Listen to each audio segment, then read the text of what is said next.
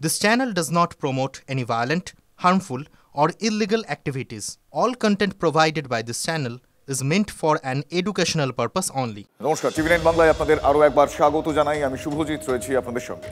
গত সোমবার দিল্লির প্রাক্তন মুখ্যমন্ত্রী অরবিন্দ কেজরিওয়াল তিনি প্রতিশ্রুতি দিয়েছেন আপ সরকার ক্ষমতায় এলে মন্দিরের পূজারী এবং গুরুদ্বারার গ্রন্থীরা মাসে 18,000 টাকা ভাতা পাবেন। আর সেই ঘোষণার আঁচ এবার এ বাংলাতে। এ রাজ্যে ভাতা পান ইমাম, মুয়াজ্জেম, পুরোহিতরা, আপনারা জানেন, কিন্তু 18,000 টাকার তুলনায় তা কিছুই নয়। কেজরিওয়ালের এই ঘোষণা শোনার পর বাংলাতেও তাই ভাতা বৃদ্ধির দাবি জানিয়েছেন তারা। ফেব্রুয়ারিতে ভোট, তার আগে ডিসেম্বরে ধামাকা অরবিন্দ কেজরিওয়ালের। দিল্লিতে আপ সরকার ফিরলেই মন্দিরের পুরোহিত, গুরুদ্বারের গ্রন্থীদের মাসে মাসে 18,000 টাকা ভাতা। लगभग 18,000 रुपए महीना इनको सम्मान राशि दी जाएगी हमारी सरकार बनने पर। কেজরির ঘোষণার রেশ শুধু এবার দিল্লিতে নয়, আজ এবার বাংলাতেও। ইমামদের জন্য মাসে 20,000 টাকা ভাতা চাইলেন নাকোদা মসজিদের ইমাম মৌলানা শফিক কাজমি। আমিও একটু আপিল করছি কি আমাদের পশ্চিম বাংলা যত ইমাম আছে মিনিমাম 20,000 টাকা যদি হতে তাহলে ভালো হতো। আমাদের পশ্চিম বাংলাতে যে পুরোহিত আছে বা ফাদার আছে তার জন্যও কিছু হোক তো ভালো হতো। ইমাম, মুয়াজ্জেম, পুরোহিতদের ভাতা বাড়ানোর দাবি তুলেছেন ফুরফুরা শরীফের পীরজাদা ইব্রাহিম সিদ্দিকীও। এটা আমি আশা করি মুখ্যমন্ত্রীর কাছে যে আগামীতে পুলিশ ভাতা, কীর্তন ভাতা, ইমাম ভাতা, মুয়াজ্জিন ভাতা, এটা বাড়ার দরকার আছে, এটা বাড়ানো হোক। এটা আমি এটা আমরা দাবি করছি আমি এটা। মমতা বন্দ্যোপাধ্যায় সরকার প্রতি মাসে ইমামদের 3,000 টাকা, মুয়াজ্জেমদের 1,500 টাকা, পুরোহিতদেরও 1,500 টাকা দেয়। এই ভাতা বাড়ানোর দাবি তুলে সবাইকে মুখ খোলার আহ্বান জানিয়েছেন ইব্রাহিম সিদ্দিকী। বাংলার সমস্ত মানুষই মুখ খুলুক, কি বুঝলেন, তারা আমাদেরই মানুষ, আমাদেরই লোক, কি বুঝলেন, আমাদেরই ছেলেপুলে, তারা আমাদেরই বাচ্চা, আর আমাদের বাচ্চাদেরই কষ্ট হচ্ছে। সেটা পশ্চিম মেদিনীপুরের ইমাম মুয়াজ্জেমদের মুখেও একই সুর। নেতাজি ইনডোর স্টেডিয়ামে সমস্ত ইমাম মুয়াজ্জিনদেরকে ডাকা হয়েছিল। ডাকা হয়ে সেখানে আমাদেরকে এক প্রকার হতাশ করা হয়েছিল। সেখানে হই হই করে ডেকে সেখানে মাত্র 500 টাকা বাড়ানো হয়েছিল। আমাদের মাং ছিল 10,000 টাকা কমসে কম করা হোক, তো উনি 500 বাড়িয়েছিলেন, তো তাতেই আমরা মেনে নিয়েছি। তবে আমাদের তো দাবি আছে, শুধু ভাতা নয়, দাবি রয়েছে আরও। বলেছিলেন যে ইমাম মুয়াজ্জিনদের ছেলেদের পড়াশোনার ব্যাপারেও একটা খরচার ব্যাপারে কিছু দেওয়া হবে, সেটাও এ পর্যন্ত কিছু পাইনি। ইমাম মুয়াজ্জিনদের বাড়ি দেওয়া হবে, সে বাড়িরও কোনো খোঁজ খবর নাই। পুরোহিতরা কি বলছেন? দিল্লির পুরোহিত আলাদা, বেঙ্গলের পুরোহিত আলাদা, এমনটা করা নয়। যে সমস্ত পুরোহিতের জন্য যেন সমান, সমস্ত দেশের সমস্ত পুরোহিতরা যত একভাবে একরকম পায়। উচিত, অবশ্যই উচিত। এমনও কিছু পুরোহিত আছে যেসব পুরোহিতের গৃহে খুব কষ্টকরভাবে নির্বাহ করছেন। কিন্তু ভাতাই কি একমাত্র সমাধান? যারা ভাতা পান না তারা কি বলছেন? গরিব মানুষকে উঠিয়ে আনার জন্য বিভিন্ন স্কিম আনুক, কিন্তু উন্নয়নটা করার জন্য তাদের কাজের সুযোগ করে দিক আগে। এই ধরনের রাজনীতি যারা করছে তারা এই সমাজের বেকার যুবকদের কথা ভেবে কিছু করছে না।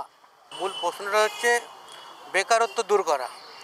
মানুষকে ভাতা দিয়ে বেরোজগার করে কিছু টাকার বিনিময়ে মানুষকে কুড়ো বানিয়ে দেওয়া। মানুষের কাজ চাই, মানুষের হাতে পয়সা চাই। ভাতা বলতে তো একটা কোনো কমিউনিটি বোঝায়, এবার উন্নয়ন হলে সার্বিক হবে, তো উন্নয়নটাই তো বেটার। জনতার এই কথা কি শুনবে সরকার? তৃণমূল সরকার ক্ষমতায় আসার পর ভাতার ছড়াছড়ি, ভোটের বাক্সে তার সুফলও পেয়েছে রাজ্যের শাসক দল। বাংলার লক্ষ্মীর ভাণ্ডার এখন গোটা দেশে মডেল। মধ্যপ্রদেশ, ঝাড়খণ্ড, মহারাষ্ট্র, দিল্লি, হিমাচল প্রদেশ, একাধিক রাজ্য লক্ষ্মীর ভাণ্ডারের মতো প্রকল্প শুরু করে দিয়েছে। তবে কি ভাতাই ভোট যোগাবে? ভাতা ভোট যোগাবে। করোনা পরবর্তী বা করোনার আগেও রাজনীতিতে একটা ট্রেন্ড তৈরি হয়েছে যে স্বল্পমেয়াদী উন্নয়ন। এই যে ভাতাও কিন্তু একটা উন্নয়নের পার্ট, কিন্তু সেটা স্থায়ী উন্নয়ন নয়, একটা স্বল্পমেয়াদী উন্নয়ন।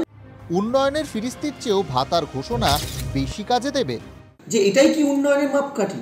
না, উন্নয়ন কিন্তু অনুদানের মাপকাঠিতে দেখা ঠিক নয়। এটাও ঠিক যে সরকারি নীতি আর রাজনীতি শুধুমাত্র যদি দান প্রকল্প বা ডোল নির্ভর হয়ে যায়, তখন অর্থনীতিরও সর্বনাশ হয়। ভাতা বৃদ্ধির দাবি উঠে গেল, ভাতা কি বাড়বে? না বাড়লে দিল্লি কলকাতা পৃথক যাত্রা মেনে নেবেন বাংলার ভাতা প্রাপকরা। Bureau report, TV9 Bangla. বাংলাতে এই ভাতা বৃদ্ধির দাবি নিয়ে কি বলছেন রাজনৈতিক নেতারা? সমর্থন করছেন নাকি বিরোধিতা করছেন? শুনুন। যেখানে সরকারি কর্মচারীরা ডিএ পায় না, টিচাররা সময়ে বেতন পান না, SSC পরীক্ষা দিয়ে ভালো ছেলেমেয়েরা বসে আছে, বছর বছর চাকরি হয় না, সেখানে ইমাম ভাতা বা এইসব ভাতা দিলে কি লাভ হবে পশ্চিমবঙ্গে আমি জানি না। হ্যাঁ, টিএমসির ভোট ব্যাংক শক্ত হবে, যেমন দিল্লি সরকার করছে। মমতা বন্দ্যোপাধ্যায় এই বাংলার সর্বধর্ম সমন্বয়ের বার্তা নিয়ে যেভাবে বিভিন্ন ধর্মের মানুষের জন্য উন্নয়নের ডালি নিয়ে পৌঁছে যান মানুষের ঘরে ঘরে, বিভিন্ন রাজনৈতিক দল তাদের রাজ্যে নির্বাচনের আগে মমতা বন্দ্যোপাধ্যায়ের দেখানো সেই প্রকল্পগুলোকেই অনুসরণ করেন। একজন তৃণমূল কংগ্রেসের অনুগত সৈনিক হিসাবে এটা ভেবে আমার গর্ববোধ হয়। সরকার তাদেরকে ভাতা দেবে কেন? তারা কোন স্বাধীনতা সংগ্রামী যে তাদেরকে ভাতা দেবে? সরকার ভাতা দেয় স্বাধীনতা সংগ্রামীকে, সরকার ভাতা দেয় বেকারকে, সরকার ভাতা দেয় হ্যান্ডিক্যাপ। সরকার ইমামকে কেন দেবে? সরকার পুরোহিতকে কেন দেবে? ইমাম কয়েকজন আছে, কিছু ভাতা নিশ্চয়ই পাওয়া উচিত, তারা যেহেতু দাবি করছে। সেটা দিয়ে মুসলমান সমাজ কিন্তু প্রতিষ্ঠিত হতে পারে না। সেই জন্য সার্বিকভাবে অন্তত এডুকেশনের দিকে খেয়াল রাখা দরকার। এবার আসি ঘাটালের খবরে। ঘাটাল এবারও ডুবেছে, আপনারা জানেন। কবে শুরু হবে ঘাটাল মাস্টার প্ল্যানের কাজ? শ্বেতপত্র কেন এখনো প্রকাশ করা হলো না? একাধিক অভিযোগ তুলে ঘাটাল শহরের বিভিন্ন এলাকায় পোস্টার বিজেপি বিধায়ক শীতল কপাটের। প্রতিশ্রুতি পূরণ হলো না কেন এ প্রশ্ন তুলে তৃণমূলের second in command Abhishek Bandyopadhyay এবং সাংসদ দীপক অধিকারী অর্থাৎ দেবকে আক্রমণ শানিয়েছেন বিজেপি বিধায়ক। পাল্টা পোস্টারের বিরোধিতা করে বিজেপিকে তীব্রভাবে কটাক্ষ করেছেন জেলা তৃণমূল সাধারণ সম্পাদক।